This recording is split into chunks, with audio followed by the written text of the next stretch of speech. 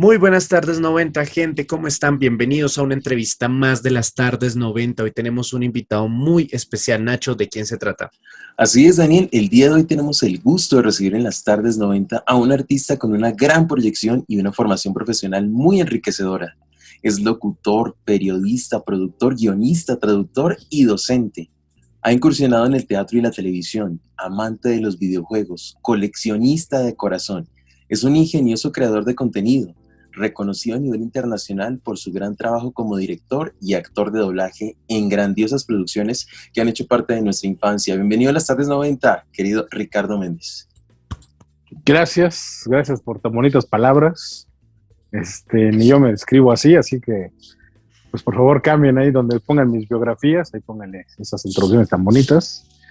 Y bueno, pues gracias por recibirme y a tu público. Bueno, un saludo a todos. Bienvenidos a Tardes de los 90. ¿O qué? ¿Sí, Tardes de los 90? Tardes 90. Tardes 90. ¿Y cómo es eso de Tardes 90? Porque pues yo viví los 90. Es más que todo, maestro, reflejando pues las tardes que pasábamos frente al televisor, viendo Power Rangers, viendo Dragon Ball, y ocurrían precisamente en los 90, entonces tardes 90. Okay, Viene de muy allí. bien. Listo, Muy maestro. Bien.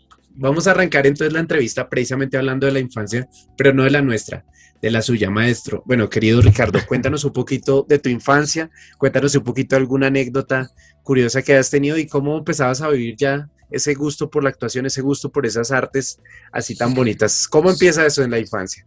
Pues bueno, la infancia, afortunadamente tuve una infancia feliz, completa, por así decirlo.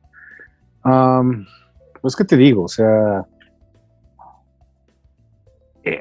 ¿dónde empieza el gusto? No lo sé. Es algo que traes, porque del lado de mi familia materna hay como mucha historia y mucha bohemia, sobre todo, y mucha vena artística, por así decirlo. Pues bueno, prácticamente de parte de mi abuela materna, pues viene de Juchitán, Oaxaca, y de bueno, ella no, pero sí varios familiares son artistas, ¿no?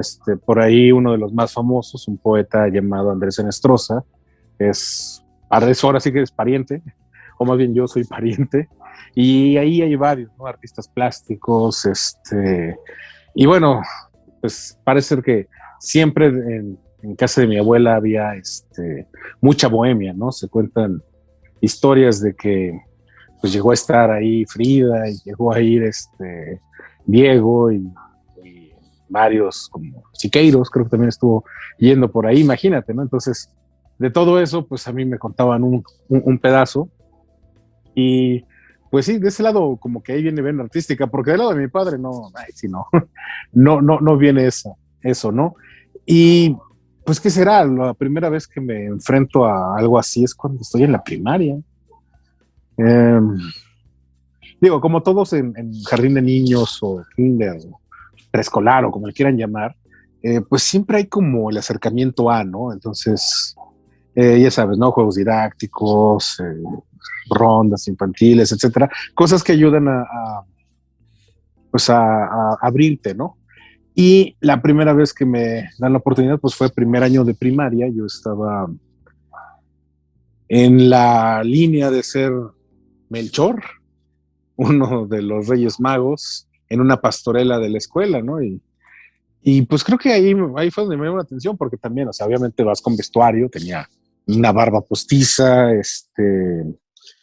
mi túnica, y el hecho de ensayar, creo que fue una disciplina que desde entonces me gustó y que nunca seguí como, ¿cómo decirlo? Como una manda o como una actividad forzosa, sino siempre fue así como por gusto.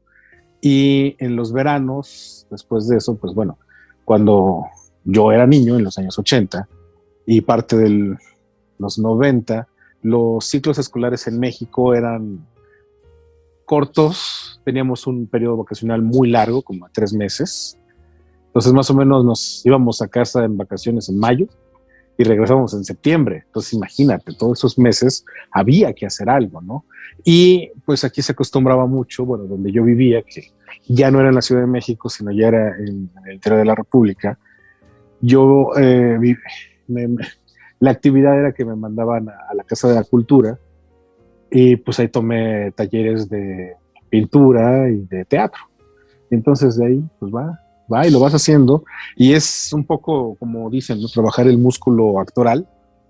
Pero pues para mí era así como de, pues es el curso de verano, ¿no? Es para hacer algo, ¿no? Y entonces iba, hacía esas cosas y luego me regresaba bien contento a ver la tele o a jugar con mis juguetes o lo que fuera, ¿no? Entonces, digo, fue como muy sin anestesia, sin presiones.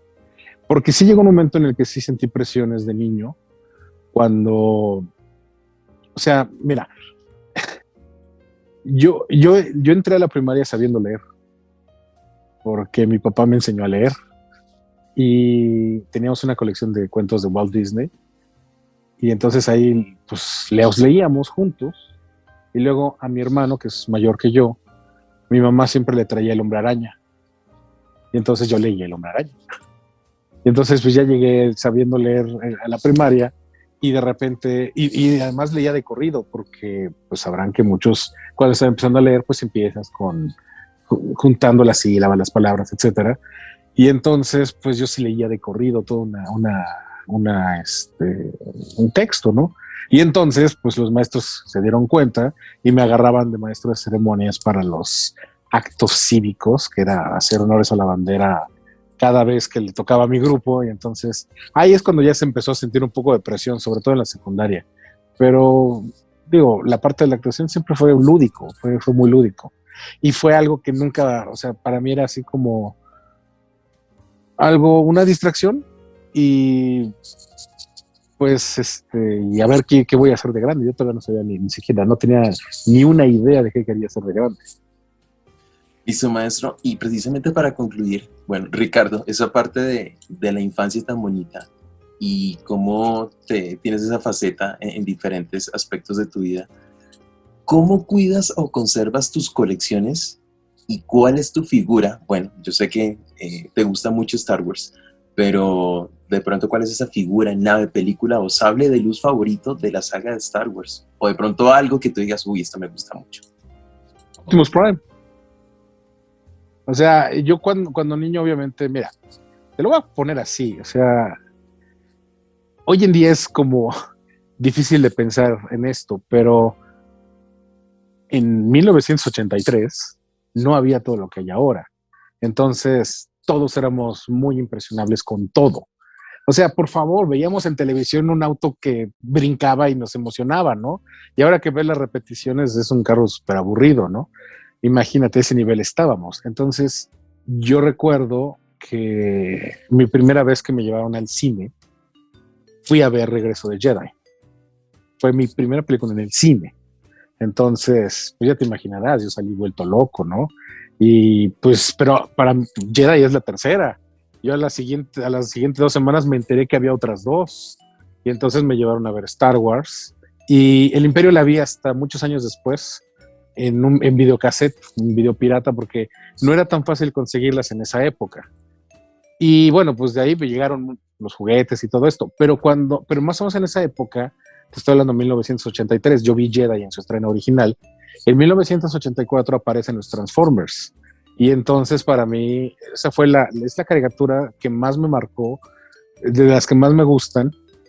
Y obviamente Optimus Prime es una de mis figuras favoritas. Entonces, actualmente tengo muchas versiones de Optimus. El original todavía lo tengo, mi Optimus original todavía lo tengo, ya no tiene partes cromadas ni nada de tanto que se jugó, pero bueno, fue un juguete que se jugó y estaban tan bien hechos que todavía está vivo, ¿no? O sea, todavía vive con mis otros Transformers de esa época. Obviamente ya de adulto pues empiezas a comprar los que te faltaban, a cambiar piezas, pero todos mis Transformers originales todavía los tengo. Y así, mis figuras de Star Wars, que también esa colección creció exponencialmente, pero todos los que tenía de niño ahí están. Y están completos con sus armas y sus capas. Y esos no los cuidé yo porque yo fuera muy cuidadoso, sino porque a mi papá le gustaron tanto esos juguetes y le recordaban algunos que él tuvo de niño, y entonces se molestó tanto cuando perdimos una figura que nos los castigó. Los volvió a comprar y los guardó. Y en esa época, pues ya también ya estaba pasando la onda de Star Wars, ¿no? Entonces ya estaban los Amos del Universo, los Transformers, eran figuras más toscas. Y entonces, pues, ¿cuál fue nuestra sorpresa? Que 5 o 6 años después, movimos una caja y aparecieron los juguetes de Star Wars y estaban completos con sus armas y todo, y pues ya los empezamos a dejar ahí, ¿no? Nunca en la idea de hacer una colección como hoy en día, pero en esa época ya se empezaba a hablar de que los juguetes de Star Wars podían costar mucho dinero, ¿no? Cosa que pues nunca nos ha importado, porque nos gusta la colección, pero pues algo así fue empezando, ¿no? O sea, digamos, digo, yo, aunque colecciono muchos juguetes, soy creo más coleccionista de discos de vinilo. Y entonces no es que yo haya decidido hacer una colección, simplemente nunca dejé de comprar. Y sí, es como se ha vuelto mi colección, pero yo nunca dejé de comprar discos. Aun cuando se dijo que el vinil no existía, que había muerto, todavía se editaban y yo lo seguía comprando. Entonces, durante esos 10 años de lapso, yo seguía comprando. Entonces, más o menos mis colecciones son iguales. O sea, yo seguí comprando Star Wars, no fue así como de, ahora voy a coleccionar estos. Yo seguí comprando Transformers hasta que ya no me gustaron. O sea, a mí Beast Wars no me gusta. Y lo que siguió Armada y estos no me gustan. Hasta ahorita que regresó esta nueva serie de Transformers Earthrise, que ahí sí están increíbles, entonces he vuelto a comprar. Pero básicamente todas mis colecciones han sido así. Y como siempre lo hemos dicho para todos los coleccionistas, compra lo que te gusta. O sea, no lo que sientas que va a valer en el futuro o algo, porque yo tengo piezas que igual cuestan, por decir algo, 5 pesos. Pero para mí significan más, ¿no? Y están ahí porque me gustan, básicamente. Ricardo, hablemos ahora de la parte de Valiant y Krevin. Quiero que nos cuentes un poco de esa experiencia de Valiant y Krevin, y también que le des un consejo a los jóvenes con base en tu experiencia como locutor y creador de contenido, que les des también una experiencia de cómo incursionar esa parte de la radio o de pronto mejorar la parte de un canal de YouTube o un canal de streaming o de lo que sea.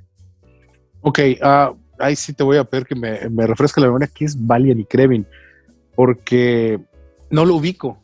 Claro que sí, y maestro. Me estoy acordando, espérame, es que ahorita me acabo de acordar que por ahí de 1997 yo producía un programa de radio que se llamaba Taxi 1440, y dentro de las secciones que hacíamos una parodia de Batman y Robin, pero como se suponía que el programa se trataba de taxi y había que hablar de autos y todo, entonces nosotros teníamos nuestra parodia y en vez de Batman era Valiant, que es un carro, y el otro era el Chevy, Valiant y Chevy. Entonces ahorita me lo recordaste así como saben ustedes de eso, ¿no? Pero vaya, ahorita me acordé de de las parodias que hacíamos en esa época. Era graciosa porque eran los dos agentes, los dos paladines de la justicia, respetando el reglamento de tránsito, ¿no? Y así hacíamos nuestras cosas. Pero bueno, ¿cuál es el que ustedes mencionan? Que ahorita sí se me fue por completo. Era ese, maestro, tal cual, precisamente la anécdota y como creador de contenido, porque pues hablamos del ingenio, ¿no? Para poder producir ese tipo de contenido y más en esos inicios de la radio. ¿Qué consejos o recomendaciones de pronto le daría a esos jóvenes para que creen ese tipo de contenido tan genial que en esa época surgió? Bueno, es que, digo, la verdad es que no sé de dónde lo sacaron esto de Valiant Chevy, porque era algo que hacía con Hernando Mendoza y con Antonio Merluza, que también es actor de doblaje ahora, Antonio Merluza. Pero, vaya, finalmente yo siempre, en esa época había una radio muy imaginativa. Entonces yo vengo de siempre, dicen que la mejor manera de homenajear a alguien es copiando. Y entonces yo muchas veces copiaba los contenidos de lo que hacía Radioactivo en esa época, WFM antes.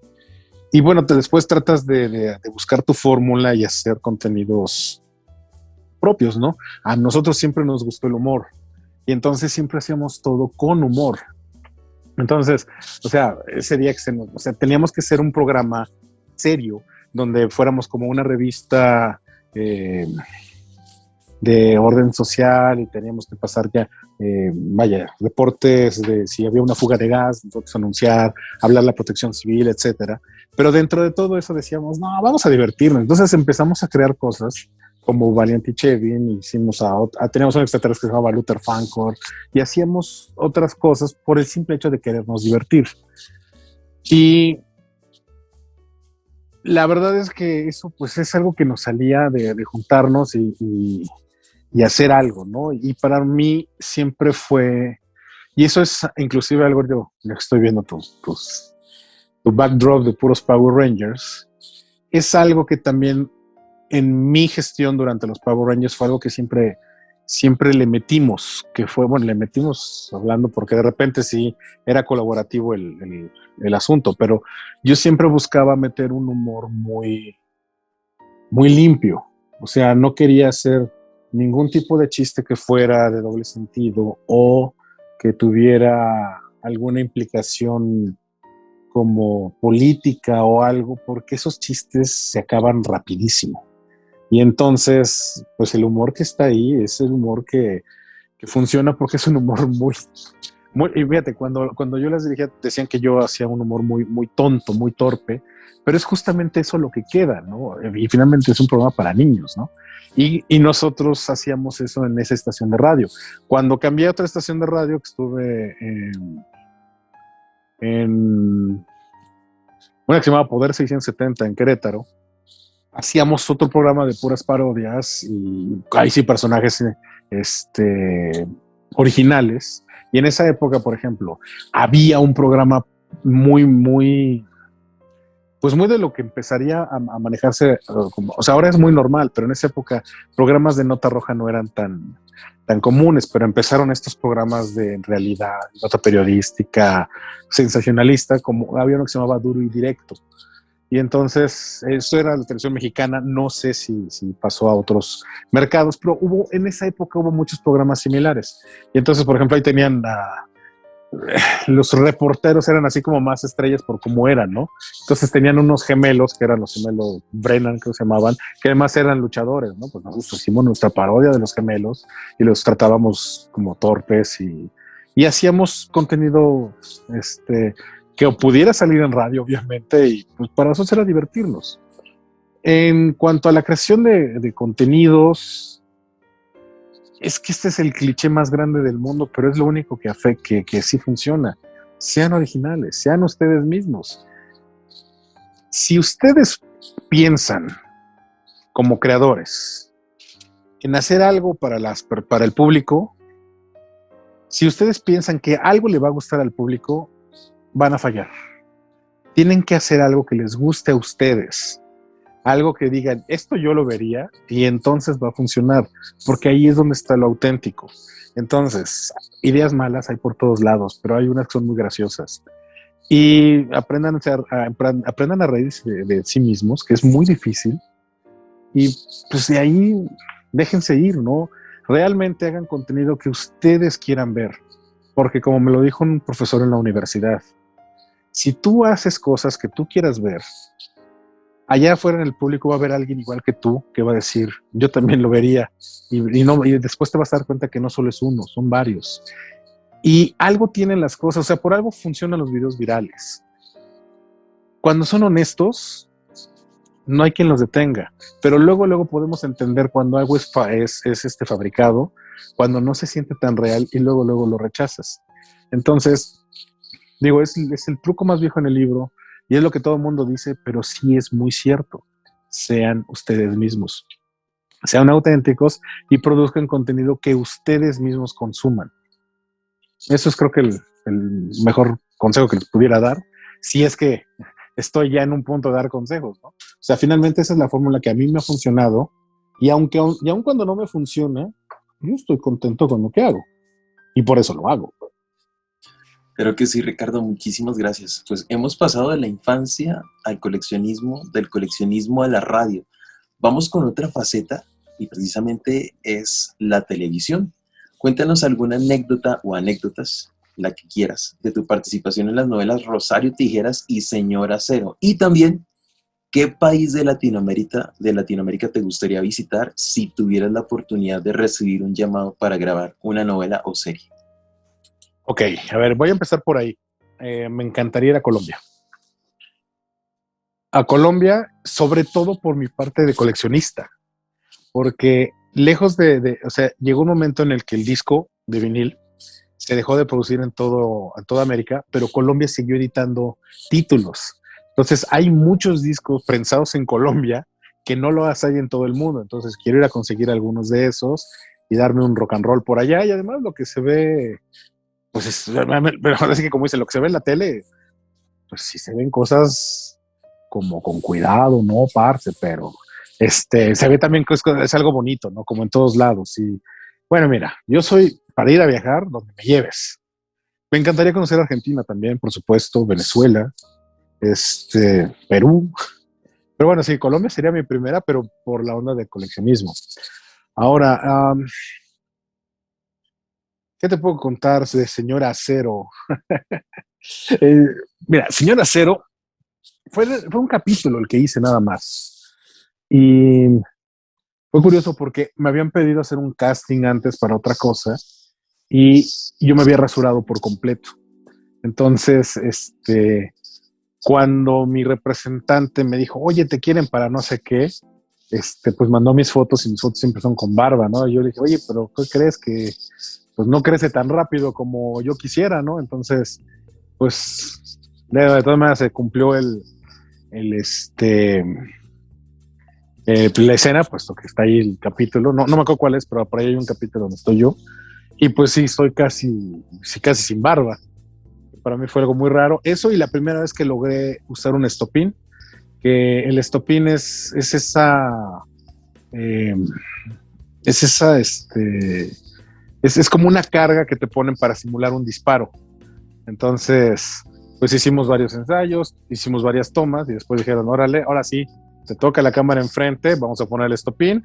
Y entonces, pues toda la preparación que lleva esa parte de efectos especiales, pues siempre será algo muy padre. Y el caso de Rosario Tijeras, pues fue interesante porque pues fue un proyecto donde tuve mucha participación, 16 episodios. Trabajé con dos grandes cineastas, dos buenos directores que han hecho muchas cosas actualmente. Estuve con Patas, que pues dirigió Control Z y otras cosas, y bueno, con Chava Cartas, que bueno, Cartas ahorita está estrenando una serie que se llama Ninis, que bueno, habían hecho antes, y bueno, hizo Mis Reyes contra Godines y otras películas. La verdad es que ahora sí que no me puedo quejar, tuve directores maravillosos ahí, un equipo de producción impresionante, y bueno, yo tuve la oportunidad de trabajar con José Sefami así bien cerca, que es un actor de esos que tal vez por nombre no lo conoces, pero sabes que lo has visto siempre, ¿no? Y aprender de él durante pues todas las pláticas que tienes antes de grabar, porque pues tú lo puedes ver en televisión y dices, salió 2 minutos en un capítulo, pero ustedes no saben que para esos 2 minutos, y a veces estabas 2 días en el set de grabación y estabas esperando y estaban preparando y pasas mucho tiempo no haciendo nada en un set, y eso es algo muy, muy padre, ¿no? De otras anécdotas hay, pero esas ya luego las platicaremos. Bueno, querido Ricardo, hablemos ahora de un poco más de la parte del doblaje, ¿cierto? Y de la interpretación ya de un personaje también. Háblanos un poquito de cómo, qué trucos o estrategias utilizas cuando empiezas a dirigir un proyecto, o también qué trucos o estrategias utilizas para la interpretación, ya sea un personaje en la parte de la pantalla o detrás de la pantalla ya como actor de doblaje. No hay diferencia, o sea, cuando eres actor. Sí, actualmente a todo el mundo le gusta decir, soy actor de doblaje. No es cierto. O sea, hay muchos que están haciendo doblaje que no son actores. Totalmente de acuerdo. Pero bueno, cuando eres actor, o sea, preparas todo de una manera en particular, todo según la técnica que tengas, ¿no? Y esa va cambiando conforme te vas preparando, ¿no? Aunque yo abiertamente lo he dicho, nunca estudié la carrera de actuación como tal, pues desde adolescente, tantos cursos, tantos talleres que tomé, pues he ido experimentando varias técnicas y actualmente en la pandemia pues me metí a estudiar nuevamente y aprendí una nueva técnica que me abrió los ojos muy grandes. Pero vaya, el trabajo siempre ha sido el mismo, ¿no? O sea, siempre es preparación, siempre es análisis de texto, siempre es preguntarte, es darle respuesta a la pregunta infinita. ¿Por qué? ¿Qué quiere? Y entonces siempre estás preguntándote, ¿qué quiere decir el autor? Y según lo que entiendes y según lo que vas tú descubriendo, es lo que tú terminas por interpretar. Y el momento de dirigir es exactamente lo mismo, porque yo lo que tengo que entender muy bien es qué es lo que quiso decir el director y de ahí no moverle.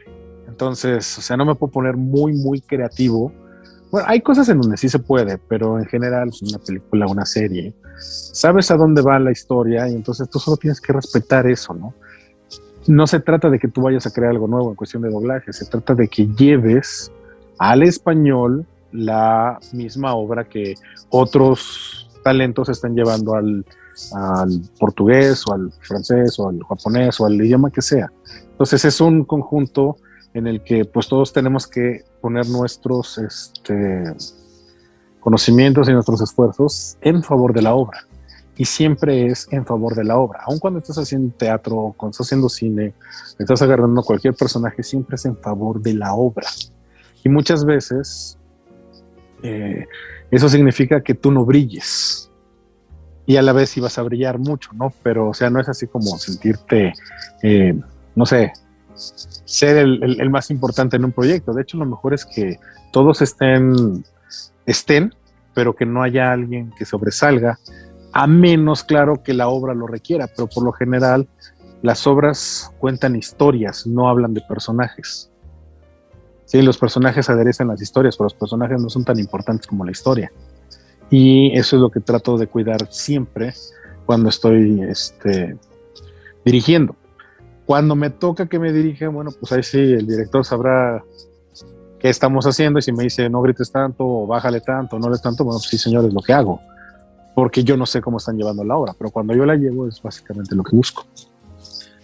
Listo, querido Ricardo, pues qué interesante todas esas estrategias, trucos que utilizas precisamente en esta parte del doblaje. Y vamos a cerrar esta primera parte de la entrevista preguntándote qué es lo que más disfrutas de la Comic Con y en este caso, ¿en qué inviertes más tu tiempo? Por ejemplo, yo voy, pero esto no me lo puedo perder por nada. ¿Y qué expectativas tienes de esta nueva convención? Ok, estamos hablando de la Comic Con de San Diego, la Correcto. International, sí, así es. la San Diego Comic Con, que es una de las convenciones más importantes en el mundo, y es muy curioso decir eso. Pero bueno, he estado ahí. ¿En qué invierto más mi tiempo? En hacer filas. No tienen idea de la cantidad de filas que se hacen en Comic Con y cuánto duran las filas. O sea, a veces, bueno, si han ido a parques de diversión, tipo Six Flags o lo que haya en sus países o localidades, bueno, ya verán que la fila para la atracción más grande es de 3 horas. Algo así son todas las filas en Comic Con. Y entonces, muchas veces, o sea, yo he hecho filas de quedarte dormido allá afuera porque buscas ser de los primeros y a veces hay días en los que llegas el jueves, por ejemplo, y están haciendo la fila del sábado. Así de ese tamaño es Comic Con. Entonces, en lo que más gasto tiempo es en hacer filas y en caminar. A veces tú quieres ir a las conferencias, pero pues hay tantas cosas, es tan grande, y eso es tan grande, pero en verdad es tan grande que nunca acabas de ver la Comic Con en los 5 días. Porque no solamente es el centro de convenciones, es los hoteles que están a los lados, el hotel que está enfrente. Ahora agregaron la biblioteca de San Diego y ya está el Comic Con Museum, que está como a 4 millas 4 millas son que como 9 kilómetros más o menos de distancia del Convention Center, y no hay transportes allá, o sea, te vas por tus propios medios y aún así no acabas de ver nada, ¿no? Y si, por ejemplo, quieres entrar al famoso Salón H, pues esas son las filas que te digo que empiezan a hacer como con dos días de anticipación, ¿no? Y hay veces en las que dices, bueno, esta conferencia tal vez está un poco poco llena, ¿no? Y te vas a meter y las filas son muy grandes, porque además ellos no vacían los salones de conferencias después de que termina una, sino todo el mundo se puede quedar. Entonces, conforme se va saliendo uno, dejan entrar a uno. Y entonces te puedes llevar todo el día para entrar a un panel, o a veces ya todos vieron el tráiler, ya se ha salido todo el mundo y entonces ya dejan entrar. Pero es muy difícil ver eso, ¿no? Y además todo lo que es el exhibit floor, o bueno, el piso de exhibiciones, está lleno de todo, ¿no? Entonces, y yo voy con muchos intereses, ¿no? Yo voy viendo los juguetes, voy viendo parte de la parte creativa de los ilustradores, voy a mucho al Artist Alley, y como coleccionista también me encanta, hay una parte como de mercado, que son todas las tiendas que van a vender pues juguete viejo y otras cosas. Entonces ahí también me paso buena parte del día entre viendo cosas y bueno, y las filas, ¿no? O sea, la fila para comprar la exclusiva de Mattel, la fila para comprar la exclusiva de Hasbro, ¿no? Las filas para las exclusivas, los de Funko hace sorteos bien extraños, ¿no? Y luego todas las compañías están presentando algo. Entonces, Warner Brothers va a presentar, digamos, Batman, ¿no? Y entonces, de repente hacen filas para firmas de autógrafos o porque van a regalar un póster o un cómic especial y son gratis, pero tienes que hacer la fila. Y así con casi todas las atracciones. Entonces, de verdad, Comic Con es enorme. Y eso pues es más de lo que más me gusta.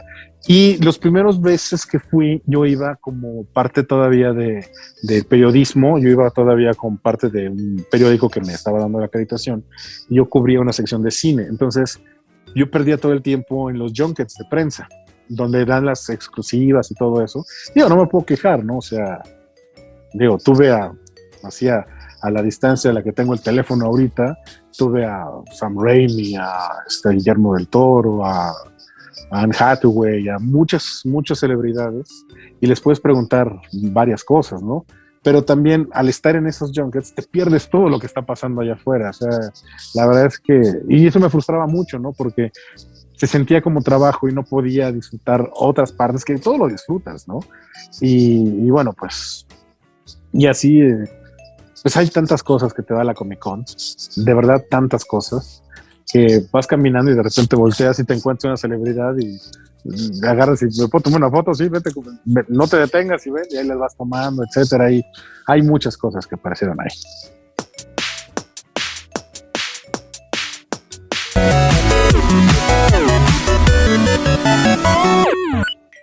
Eric Norman o Marshall Erickson. No, Marshall. Dallas Cowboys o San Diego Padres. Ahí no hay comparación, o sea, siempre se dan los Dallas Cowboys. O sea, yo siempre preferí el americano al béisbol. Y en béisbol yo soy yankee. Super Chica Móvil o Bleach. No, Super Chica Móvil. VHS o DVD. Beta. Digimon o Pokémon. Digimon. Dragon Ball Super o Caballeros del Zodiaco. Híjole, ninguno de los dos. No molan, para mí no molan. ¿Y si estuviera Z tampoco? No, ninguno, o sea, a mí no me gustan. Mazinger. Ese es el único Z que sí me encanta. ¿Figuras dentro o fuera de su blister? No, dentro, siempre. ¿Robocop o Jack and Daxter? No, Robocop.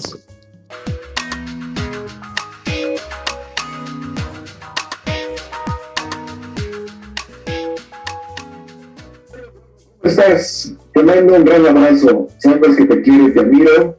Y bueno, agradezco que seas mi amigo. Sabes que también admiro tu trabajo y que siempre formas parte de mi equipo de actores, porque me encanta tu trabajo y sabes que también he felicitado tus proyectos que has dirigido. Te mando un gran abrazo, mi querido Gordo. Espero verte pronto. Sé feliz. Bueno, Órale, el Toño Galvez. precisamente nuestro querido Antonio te ha dejado este mensaje, bueno, anterior, y bueno, no sé si quieras decirle algo en este momento. ¿A él o a que sigue? Antonio, sí, en agradecimiento, y ya más adelante te digo quién es el siguiente invitado. Okay. No, bueno, Toño, muchas gracias. Viejito, ya nos podemos decir viejito los dos. Por sí que desde que entré tú me apoyaste y bueno, pues en la oportunidad que yo he tenido también creo que ha sido recíproco. Hemos crecido juntos, hemos tenido una carrera grande, afortunadamente, y pues sí, tú también eres parte del equipo, nomás que hace mucho ya no dirijo, pero qué chido verte, viejo, te ves bien.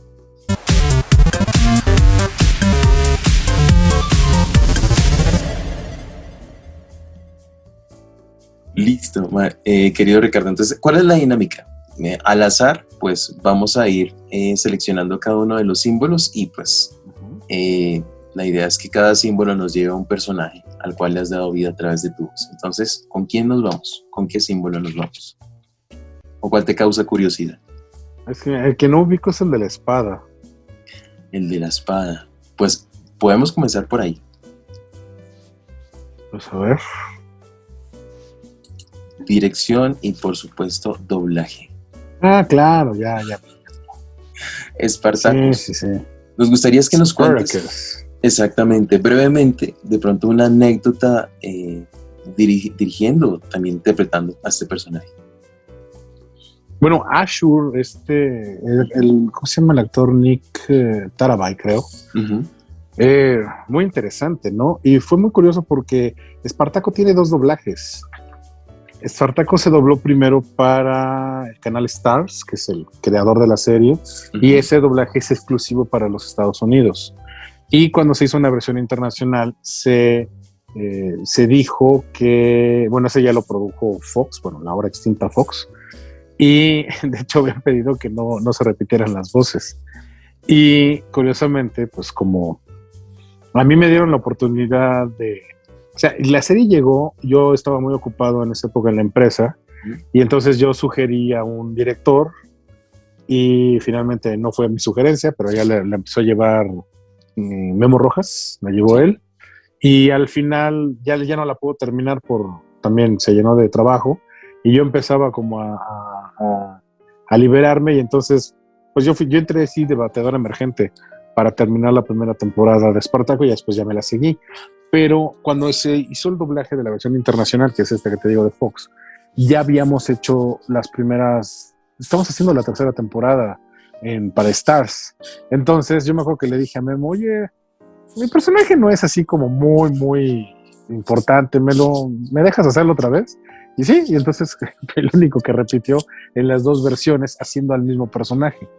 Y no es la misma actuación, obviamente, pues se actuó de las 2 veces. Y pero eso fue como algo curioso, ¿no? Que le di la voz en los 2. Y yo creo que por lo mismo, cuando se estaba haciendo Arrow, me hablaron para hacerlo, ¿cómo se llamaba? Capitán Boomerang. Capitán Boomerang, sí, y lo hice en Arrow en las veces que salió, lo cual también pues me hizo muy feliz. Me acuerdo que Pepe Vilchis me habló, él hacía Espartaco en la versión internacional, y él estaba dirigiendo Arrow, y creo que lo vio y me habló. Pero ya después, cuando fue Heroes of Tomorrow o no sé qué, la llevaba Adrián Fogarty, me habló también. Y entonces fue así de, ay, pues qué padre, qué bien se siente eso de que te respeten el personaje, digamos, ¿no? Que bueno, eso también es una gran mentira, ¿no? Y los personajes no son de nadie. Entonces, pero qué bueno que tuve la oportunidad de repetirlo, vaya. Claro que sí, muchas gracias, Ricardo. Y no sé si podemos despedir para volver al menú a este personaje con alguna frase o algo improvisado, alguna cosa, si recuerdas. Si te voy a ser bien sincero, no me acuerdo. O sea, me acuerdo de cómo lo hacía, así como malvadón, pero es que no recuerdo que él tuviera así como una frase. Ashur, no, pues era peor que una rata, ¿no? Entonces no tenía algo ahí. Listo, tranquilo. Igual estamos recordando, esa es la idea. Puedes recordar juntos y agradecerte también por darle vida a este personaje. Bueno, vamos de vuelta al menú y ahora ¿con quién nos vamos? Pues ahora sí que ahí ustedes dicen. Vámonos. Ubico entonces prácticamente todo, entonces. Listo, entonces algo que se viene ahorita de estreno que está, mejor dicho, en furor. Ajá. Entonces, cuéntanos también una anécdota, cómo fue no solamente doblar a Pantera, sino a este gran Carl Dorman. Pues bueno, lo de Pantera fue en una empresa. Me acuerdo que Carlos del Campo estaba llevando unas películas de Avengers medio extrañas, y ahí me dio a Black Panther, y ahí lo hice. Y pues ya no volvió a salir, ya cuando salió, pues ya ya fue en otros bares y ya no me volvió a tocar. Pero me acuerdo que disfruté mucho haber hecho esa serie de. Y además creo que esa ni me la pagaron. Pero bueno, eso es lo que puedo decir de Black Panther. Y alguna anécdota sobre Mordo cuando fue la grabación de. Fíjate que lo que te puedo decir como anécdota de eso fue que cuando fui a hacer la prueba, fue más o menos paralelo cuando estuve haciendo Rosario Tijeras. Entonces, yo había tenido un accidente en el set de Rosario Tijeras, me lastimé ¿cómo se llama esto? Me dañé un poco el nervio ciático, se pinchó con mi columna. Entonces, y eso fue una escena de un stunt que bueno, yo me equivoqué, cargué mal y me lastimé. Y eso fue como unos días, me faltaban como 4 días de rodaje de la serie y bueno, o sea, por eso es que en el último capítulo salgo yo con un bastón. Que bueno, se suponía que pues pasaron 5 años y ya me despidieron ahí de la serie, pero realmente yo no podía caminar. Entonces, más o menos en ese momento que yo no podía caminar, es cuando me invitan a la prueba de Doctor Strange, y el estudio donde se grabó está en un segundo piso y no hay elevador. Entonces, y además me acuerdo que yo sabía que iba a ir a hacer la prueba porque me habían dicho, oye, es una prueba para más, ¿no? Pero esa vez me llevó mi cuñada y mi hermano, me llevaron al estudio, me esperaron ahí y yo nomás fue de, sí, ya grabé, gracias. No les dije nada, obviamente no podía decir nada. Y yo fui a hacer la prueba para Caecilius. Y aprovecharon y me dijeron, no, ya que estás acá, vas a hacerla también la de Mordo. Y entonces, y me acuerdo que nos encontramos, también estaba por ahí Ricardo Mendoza, el Coyote, y los dos hicimos así igual lo mismo, ¿no? Las 2 pruebas y así, ¿no? Y entonces me acuerdo cuando me dijeron que me quedé, y entonces, o sea, fue así, fue de esas veces en las que quieres gritar pero no puedes decir nada, y además que no me podía mover, entonces fue así, gracias. Y al momento de ir a grabar, pues ahí sí ya me tocó a mí un día muy temprano, y ahí sí me fui en un taxi, bueno, un Uber, y pues igual, ¿no? Llegué así casi arrastrándome por los 2 pisos, porque pues yo todavía no había tenido un tratamiento adecuado para la lesión que tenía, y entonces me pusieron una silla y grabé mis diálogos totalmente sentado, sin poderme mover, sin ponerle ese extra que a veces te gana, pero porque realmente no me podía mover. Claro. Y esa es la experiencia que te puedo contar sobre Doctor Strange. Por supuesto que también que nunca, yo hasta el día del estreno nunca le dije nada a nadie, ni a mi familia, nadie supo hasta que les dije, oigan, pues vamos a verla al cine, ¿no? Vamos a verla en español. Y todo me sacó de onda porque yo no veo esas películas en español. De hecho, yo casi no veo nada en español. Pero dicen, ¿cómo que? Sí, vamos a verla en español, a ver qué tal, ¿no? Y entonces ya convencí a mi papá y fueron todos, y entonces ya que lo vimos, soy yo. Ese fue el momento en el que sí ya les pude decir. Claro. Bueno, no sé si nos puedas dar una opinión de pronto de la que se viene ahorita. ¿Qué opinas? ¿Está a punto de estrenarse?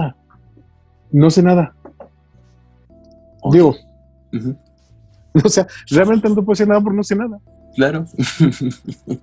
Bueno, esperemos que así como la primera sea todo un éxito. Eso es lo que esperamos todos los fans de este universo. Pues mira, es Marvel, entonces saben muy bien su negocio, saben hacer muy bien las cosas. Digo, yo al momento no sé nada, entonces igual ya se grabó, igual no se grabó, igual ya me cambiaron. Todo puede pasar, ¿no? La verdad es que no lo sé. Yo sé que estoy en esa y mira, soy feliz. Qué bueno. Bueno, Ricardo, vamos de vuelta al menú. No sé si nos puedas hacer la voz de este querido Carl. Si no, seguimos adelante. Pues básicamente o sea, casi todos los que tienes ahí llevan más o menos la misma entonación, porque es así como la del fuerte, malo, ya sabes, líder, ¿no? Entonces, Pues también, perdón, no me acuerdo de ninguna frase. No, Soy tranquilo, malo para tranquilo. eso. ¿Eh? No, tranquilo, estamos recordando. Listo, vamos de vuelta al menú, Ricardo. Ahora, ¿qué tal si nos vamos con una gran serie que ha marcado nuestra infancia y la de muchos? Esa que te puedo decir de esa serie. No sé, me dejó, como decimos en México, me dejó picado. O sea, me dejó así como enganchado y la orden fue, se hacen solo 48 episodios y no se hacen más. Y pues nunca la terminamos. Carambas. Bueno, para los que nos están viendo, por supuesto, nuestro querido Ricardo la dirigió e interpretó a estos dos personajes que están aquí, que es Astral y Niebla Oscura, por supuesto. Bueno, Niebla Oscura salió en un capítulo, nada más, ¿no? Y entonces, pues, era muy... Fíjate que para mí fue como un sueño, porque a mí me gustaba mucho Yu-Gi-Oh!, la original. Y entonces, parte de lo difícil de hacer anime es hacerlo interesante. Sí. Entonces, yo sé que hay muchas personas que tienen muchas ganas y quieren hacer anime. Y de hecho, con esa serie vi muchas oportunidades y las personas no podían. Y era no, es que necesito que le eches más ganas, ¿no? Y entonces, según ellos le echaban muchas ganas, pero no se oía lo que tenía que sonar un duelo de cartas, ¿no? Claro. Y es que a mí me encantaba cómo decía, cómo todo era así tan épico, ¿no? Y entonces, de repente, lanzabas el gran ataque, ¿no? Y esa reacción de, ¿pero qué pasa? Y entonces, es que tengo mi carta boca abajo, ¿no? Y yo, no, me puse en modo de defensa, lo que sea. Entonces, todo eso para mí era como muy padre. Y cuando me dan el proyecto, yo dije, yo voy a ser un duelista, ¿no? Pero ya al darte cuenta uno que ya no era Yugi, sino ya eran otros personajes, traté de ver algo y dije, pues si lo forzo mucho podría ser Shark, pero no lo quise forzar, o sea, porque algo también que siempre he hecho es que si no me va, no me va. Y entonces, cuando vi que yo podía ser Astral, pues dije, sí me va. Es el personaje que yo podría llevar, pero justo cuando salió ese capítulo de la versión negativa, fue el que más disfruté porque es cuando Astral tiene su duelo, que es lo que yo quería hacer, un duelo. Pero todo el tiempo mi trabajo era ser el mentor ahí iba a decir Yugi, pero no, ¿cómo se llamaba Y lo decía que cada capítulo ya se me olvidó cómo se llamaba el personaje principal, perdóname. Pero, ¿era Jaden? No. ¿Cómo se llamaba? Jaden era el de GX. Sí, no, pero ¿cómo se llamaba? Ay, lo tengo en la punta de la boca, pero no me acuerdo cómo se llamaba el... Yumi. No, Yuma, era Yuma. Sí, claro. Sí, porque él sí decía, no, Yuma, eres un tonto. Tienes que llevar bien ¿cómo le decía? Tienes que saber bien cómo manejar tus cartas. Y entonces siempre lo iba aumentando, ¿no? Siendo el mentor. Sí.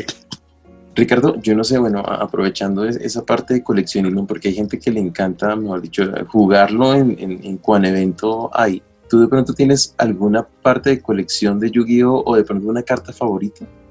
Sí, tengo una carta mía. Oh. En la Comic Con, alguna de las activaciones era que te tomaban una foto y te convertías en una carta de Yu-Gi-Oh! Wow. Y entonces yo tengo una carta donde estoy con Astral. Y esa es ahora sí que es mi carta de Yu-Gi-Oh! Favorita, porque esa fue la de Comic Con. Y por lo general, pues tengo por ahí algunas figuras, no tengo muchas y tengo un disco de duelo. Y ya. Y bueno, tengo un set de duelista, pero la verdad es que no tengo muchas cosas de Yu-Gi-Oh! Porque no ha habido el mercado, o sea, no lo explotaron tanto. Bueno, qué bonita experiencia y bueno, qué lindo ese tesoro que tienes en tu colección. Vamos de vuelta y ya nos quedan 3 personajes, precisamente. Vamos aquí con parte de videojuego, que a todos nos encanta. Ahí está. Arnaud Dorian, en pantalla. Qué buen Arnaud. ¿Alguna vez te imaginaste doblar, bueno, darle voz a uno de pronto de tus juegos de la infancia. Bueno, en este caso no es de la infancia, pero pues... Bueno, Assassin's Creed nunca me tocó de niño, obviamente. El primero lo jugué, me gustó, pero nunca le vi así como mucha... Vaya, yo no le vi el potencial de La serie. relevancia. No la relevancia, sino el potencial. Pero bueno, ya cuando... Es que el primero no es tan bueno, pero lo bueno es que se aventaron a hacer un segundo, y el tercero donde ya sale Ezio, que es así como muy de los mejores, ¿no? Entonces, pues mira, es que... es que nunca te imaginas hacer nada, ¿no? O sea, tú estás ahí y nunca esperas que algo pase, ¿no? Me acuerdo que un día me dijeron, métete a hacer una prueba, y leí los diálogos de Arnaud y fue de, gracias, ya me voy. Y después me dijeron, te quedaste y tal, necesitamos grabar tal día, y yo sí, ¿de qué estamos hablando? No sabía yo qué onda. Y entonces, pues así fue, ¿no? Me quedé y resulta que yo era el mero mero de Assassin's Creed Unity. Así es. Bueno, qué bonito recordar precisamente la voz que le diste, porque me parece que haces un trabajo espectacular, Ricardo. Muchísimas gracias por llenarnos de fantasía a través de tu voz. No, pues de nada. Bueno, ya nos quedan dos, precisamente uno muy popular. Vamos con el escudo. ¿Cómo no? Nuestro querido Juego de Tronos. ¿Qué experiencia te da? ¿Qué anécdota recuerdas? Por supuesto, también aprovecho para mencionar el Monopoly de Game of Thrones, que está espectacular. No sé si ya lo has visto. No, pero últimamente es el Monopoly de todo. De hecho, acabo de conseguir el Monopoly de Transformers. Wow. Entonces ya me da igual. Además, el Monopoly es un juego para pelearte con todos los familiares y demás. Entonces, no soy fan del Monopoly, pero los tokens son muy, muy bonitos. Bueno, pues, ¿qué te puedo decir de Game of Thrones? Creo que entre todos los que estábamos en la serie, de repente sí estábamos así como a la expectativa de a ver en qué capítulo me voy. Porque, bueno, si no la han visto, ya les voy a echar el spoiler. Cuando matan a Ned Stark, todos dijimos, ¿qué? Porque eso no pasaba en las series de televisión. Y entonces fue de, ¿qué? Y de ahí empezaron a sacar a personajes principales en momentos que no te lo esperabas, y bueno, pues yo me acuerdo que yo salía de grabar casi cada sesión y decía, ¡sigo vivo! Y a pesar de que en la segunda temporada salí poquito, pues llegué casi al último capítulo de Game of Thrones. Y entonces estuvo muy padre. Fuera de eso, mira, te voy a ser bien sincero, a mí la serie no me gusta. Nunca la he podido ver bien o ver completa, yo solo veía mis partes, lo que me tocaba a mí. Claro. Y bueno, hay muchas experiencias de modo de grabación, porque mientras que al principio empezaste a grabar como cualquier serie, ya las últimas temporadas era un problema grabarla, porque ya llegaba con muchos candados de seguridad, y entonces mucho de lo que ayuda a crear una actuación es empaparte de todo.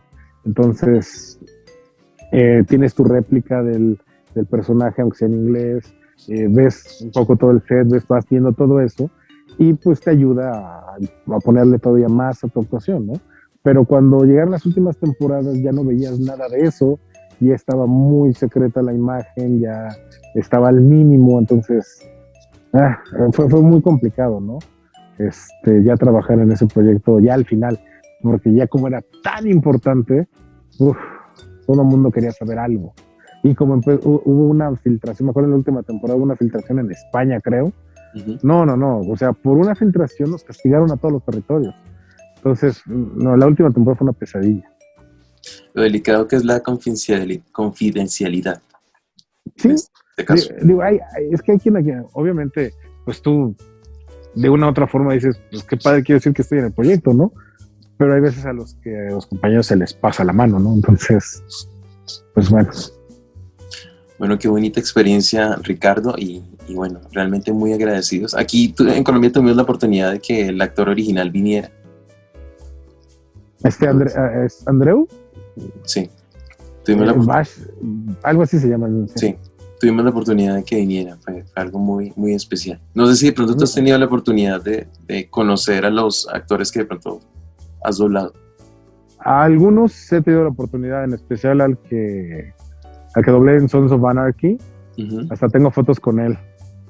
Wow, y he tenido oportunidad en las Comic Con, sobre todo. Hay muchos que me encantaría conocer en persona, entre ellos ay, se me olvidó su nombre. Bueno, a Marshall, se me olvidó su nombre de pila, pero bueno, él me encantaría conocerlo. Y Anthony Anderson, me encantaría conocerlo también, pero bueno, pues no siempre se puede. Y ahora es un momento, estoy seguro que sí. Y ahora sí, vamos a cerrar con un personaje que seguramente ha estado durante toda esta entrevista en el fondo. Y también debo agradecerte por dirigir estos proyectos de Samurai Megaforce, Dino Carga y Ninja Steel. Créeme que ha sido algo muy, muy, muy especial para todos nosotros, siendo también, bueno, no digo que súper coleccionista, pero sí parte de la familia Ranger. Entonces, muchísimas gracias, Ricardo, por hacer parte de este gran proyecto. Y bueno, cuéntanos una pequeña anécdota con este querido Ranger dorado. Fíjate, yo llegué a hacer Power Rangers porque la empezó a dirigir Noé Velázquez. Y entonces a mí me pusieron a hacer a Bulk en esa temporada porque, bueno, la serie la había votado ya Disney y entonces Jaime Saban había recuperado los derechos, entonces ya era como parte de Saban Brands, y pues Saban Brands buscó un estudio en México y le empezaron a hacer, ¿no? Y entonces, pues obviamente por características físicas, me dieron a mí a Bulk. Y entonces, antes que yo, fue a grabar Carlos del Campo, y les dijo, yo soy ese, porque Bulk venía desde Mighty Morphin, de la primera serie de los Power Rangers, y dijo, Carlos, es que se lo he hecho desde toda la vida. Y entonces dijeron, ah, sí, bueno, pues tú lo haces. Y entonces cuando yo llegué al llamado me dijeron, pues tú ibas a hacer a este, pero ahora vas a hacer a este. Y entonces fue cuando empecé a hacer a Octorú. Y después Noé dejó la serie porque le salió una chamba súper importante, y entonces la jefa de producción de la empresa me dijo, porque yo empezaba a dirigir en esa época, apenas me estaban dando la oportunidad, había dirigido algunos documentales y estaba llevando Sons of Anarchy, que para mí era, wow, un proyecto súper importante que también había tomado en una tercera temporada, algo así. Y entonces me dijeron, son Power Rangers. Yo, ¿qué? ¿Todavía se hacen? No, digo, ya sabía que ya lo estábamos grabando, ¿no? Pero sí me dijeron, ¿qué óvole? ¿Los haces? Y yo, sí, claro, ¿no? Entonces, pues, pero ya entras con hacer ya entras con un reparto ya seleccionado y todo. Y entonces yo dije, cuando aparece Antonio, dije, no, pues esa es mi oportunidad. Si no, jamás voy a ser un Power Ranger. Porque yo dije, a lo mejor esa es la última que hacen. Yo no sabía. Entonces dije, pues estoy haciendo al malo, me voy a dar a este otro. Total. Y aquí sí fue así de, no me importa, aunque no me quede, yo quiero ser un Power Ranger. Y entonces, pues sí, fui un Power Ranger, está el Power Ranger dorado, porque en esa época todavía estaba mal traducido esto de dorado, porque él es Gold Power Ranger. Sí, y eso es algo que siempre me decían, no, es que ¿por qué les dices oro? Le digo, pues porque ese es el color, o sea, no dice golden, es gold. Entonces, no es una tonalidad, es un color. Entonces, que ese es el problema, ¿no? Era el Ranger rojo, pero el otro era plateado, no, era plata o oro. Entonces, no son tonalidades, son colores, entonces lo tienes que mantener igual. Pero bueno, entonces, en esa época, pues bueno, ya dije, pues yo lo voy a hacer. Y nunca me esperé que hubiera habido un capítulo en el que Antonio y Octorú pelean juntos. No juntos, sino que pelean entre ellos en el mismo capítulo. Y yo así de qué bueno que lo grabamos por canales. Entonces, pues sí, primero grabas la parte de Octorú y luego grabas la parte de Antonio, porque Antonio era el que gritaba más, entonces se lo grababa al final. Y pues ahí está. Y para mí fue muy divertido. Qué bonito, Ricardo. Muchísimas gracias por hacer parte de esa infancia de nosotros, vuelvo y digo, como seguidor de los Power Rangers desde Mighty Morphin, que ahí están, que hagas parte de este proyecto y que hayas tenido un cast sensacional para hacerlo, pues eso me llena de mucho orgullo y por supuesto de gran admiración de tu trabajo. Muchísimas, muchísimas gracias de veras. Y también pues estamos cerrando en este momento nuestra entrevista. Agradecerte por tu tiempo, por esa forma de ser tan especial que tienes, por ese talento y todas esas cosas que haces que es sensacional. Nos gustaría despedirnos, por supuesto, con un mensaje para las tardes 90, para invitar a la gente que se suscriba, que le dé like al canal, por supuesto con la voz de nuestro querido Antonio, y también pues invitar a la gente que se suscriba a tu canal de vinil, por supuesto, de juegos, juguetes y coleccionables y demás cosas tan grandiosas que tú haces. Bueno, pues a todos los amigos que están escuchando y están viendo esta transmisión, no olviden suscribirse a Tardes 90, que está de oro. Y bueno, pues también hagan un favor al que me da voz y métanse a su canal que se llama En Vinil Hi-Fi, donde de repente habla de discos, siempre habla de música o de equipos de colección, cosas viejas. Y bueno, pues también por ahí hay un canal que no participo yo, pero es un canal hermano que es Juegos, Juguetes y Coleccionables, donde pues ahí se van a enterar de algunos otros lanzamientos. Pero bueno, ustedes acuérdense de suscribirse aquí a Tardes 90 y bueno, pues se le van a pasar de oro. Es que me acuerdo que a mí me costó mucho trabajo hacer los poderes de Antonio, porque siempre decía Rosa de los Vientos, no sé qué, al sur, o no me acuerdo cómo era, pero siempre me trababa haciendo eso. Entonces ahorita lo quise recordar, pero discúlpenme, soy un anciano, eso fue hace como 12 años, ya no me acuerdo. Y es que cada vez hay proyectos nuevos y sigo traduciendo cosas y créanme, no es payasada, se me olvida todo. Listo, pues querido Ricardo, como siempre decimos en las tardes 90 a nuestros invitados, siempre clásicos y nunca jamás dejen de ser niños. Hasta la próxima. Hasta la próxima.